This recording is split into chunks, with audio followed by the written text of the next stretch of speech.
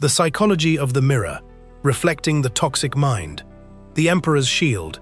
2. In the ancient court of Persia, there was a powerful and incredibly manipulative Grand Vizier named Darius. Darius was a master of whispers, a man who controlled the palace by making courtier after courtier feel insecure, anxious, and small. He would drop passive-aggressive insults, tell half-truths, and use sudden silence to make others beg for his approval.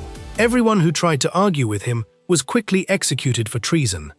But there was one quiet, elderly scribe named Cyrus, whom Darius could never break. One afternoon, Darius decided to corner him in front of the entire court. He looked at Cyrus's simple robes and said with a sarcastic smile, "Cyrus, it must be exhausting to be so invisible in a palace of gold." The room went dead silent. If Cyrus got angry, he would be executed. If he stayed quiet, he would look weak.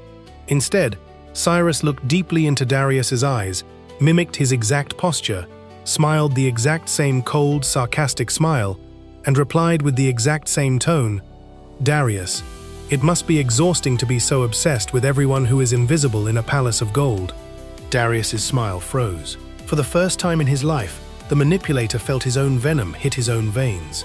In behavioral psychology, this is the technique of strategic mirroring, the art of holding up a psychological mirror so clear that a manipulator is forced to choke on their own behavior.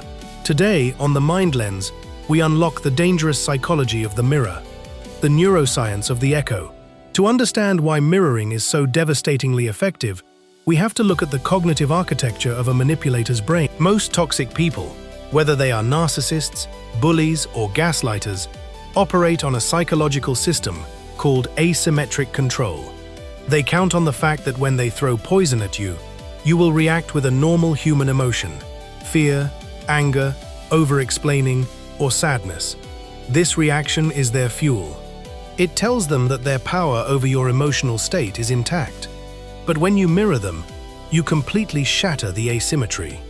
If they give you a cold, passive-aggressive one-word text, you don't ask what's wrong. You reply with the exact same cold, one-word text. If they ignore you for 3 days, you don't call them. You ignore them for 3 days. If they use a patronizing, sarcastic tone, you don't defend yourself. You talk back to them, using the exact same tone and volume. In psychology, this is called behavioral echoing. When you echo a manipulator, their brain experiences immediate cognitive dissonance. They cannot process their own behavior coming back at them, because they subconsciously know how ugly, cheap, and unfair their tactics are. You are forcing them to swallow their own medicine, and it tastes absolutely bitter. The law of equivalent exchange.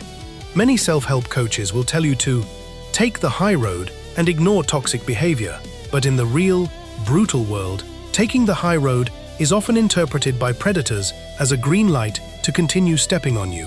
The mirror is governed by the law of equivalent exchange. It is a system of zero-tolerance boundary setting that requires zero explanation. Think about the sheer elegance of this strategy. You don't have to raise your voice. You don't have to call them names. And you never have to play the role of the aggressor. You are simply acting as a clean, polished sheet of glass. You are telling them, whatever frequency you bring to this interaction is the exact frequency you will receive. If they bring warmth, they receive warmth. If they bring games, they are forced to play against themselves. This makes you completely unmanipulable, because a manipulator cannot win a game where their opponent is simply copy-pasting their own playbook. The collapse of the ego. The ultimate reason why toxic people fear the mirror is because it destroys their illusion of superiority.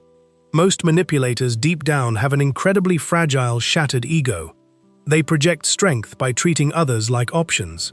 But when you mirror their distance, their silence, or their coldness, you trigger their deepest, darkest fear, the fear of insignificance. Suddenly, they realize they aren't the ones in control. They start realizing that their silence didn't punish you. It actually freed you. Their coldness didn't make you chase them. It made you forget them. This realization causes an immediate collapse of their psychological structure. They will often panic, drop their games, and suddenly try to act normal. But by then, you have already seen behind the mask. You know that their entire power was just a cheap projection, and you hold all the leverage. Hold up the mirror. If you are watching this video today, and you are tired of being the only one putting effort into relationships, jobs, or friendships that only drain you, stop playing the victim. Stop crying over texts that were left unread. Stop explaining yourself to people who are committed to misunderstanding you. And stop giving your gold to people who treat you like copper. Hold up the mirror. Let them experience the coldness of their own distance. Let them feel the weight of their own silence. And let them realize what a life without your light actually looks like. If you are ready to master the psychology of the mirror, smash that like button and type "the mirror" in the comments section below. Subscribe to the Mind Lens as we complete our 14th journey into the hidden mechanics of human behavior. Until next time, guard your reflection and take care of your brilliant mind. Goodbye.